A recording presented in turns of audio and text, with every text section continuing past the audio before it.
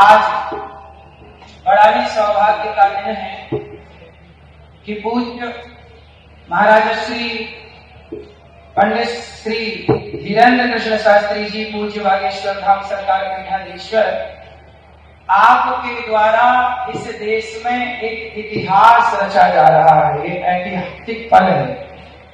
इतिहास क्या है? ऐतिहासिक पल क्या है कि हम सब सनातनी एक साथ यहाँ बैठ करके सभी संत जन एक मंच में उपस्थित होकर के हम सनातन एकता की बात कर रहे हैं। सभी संतों के श्री चरणों में दास का कोटि कोटि नमन। बहुत कम टाइम पर आपको बस ये निवेदित करना चाहूंगा कि यदि हम आपस में लड़ बैठे तो देश को कौन संभालेगा? कोई भी बाहर वाला अपने घर से हमें निकालेगा।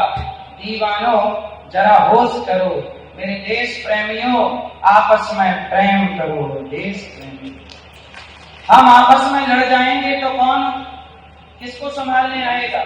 इसलिए हमें आपस में मिलजुल के रहना।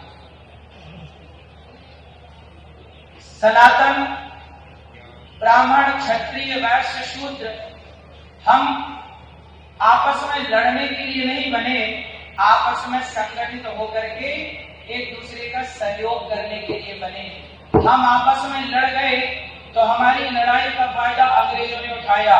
कूट डालो, शासन करो। जब जब लड़े हैं तब तब गुलाम बने हैं। अब लड़ोगे कि संगठित रहोगे?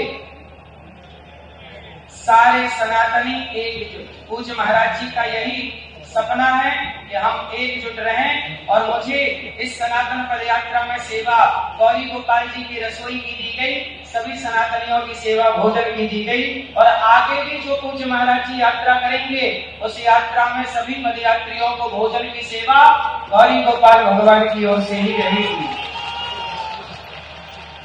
हम सब आपस में मिलजुल करके रहें। जातियां व्यवस्था के लिए बनी है, ना कि लड़ने के लिए। तो आज से कितने सनातनी, यदि हमारा कोई भी वंचित शोषित भाई बहन है, हमें सबका साथ देना चाहिए, सबका सहयोग करना चाहिए। आपस में लड़ना सही है कि गलत है?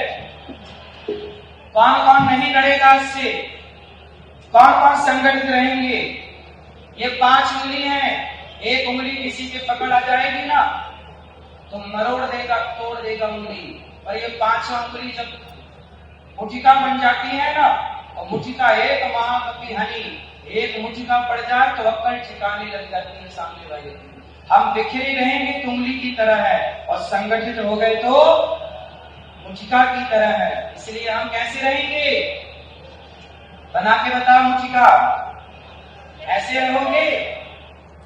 सनातनी कोई जातवाद का जहर तो न घोलने पावेगा बीच में। ब्राह्मण कौन है? हमारा भाई। हम कितने भाई हैं? 4। ब्राह्मण क्षत्रिय वैश्य शूद्र हम कितने भाई? 4 भाई। एक पिता की संतान है। जब 4 भाई हैं तो भाई की तरह रहना है।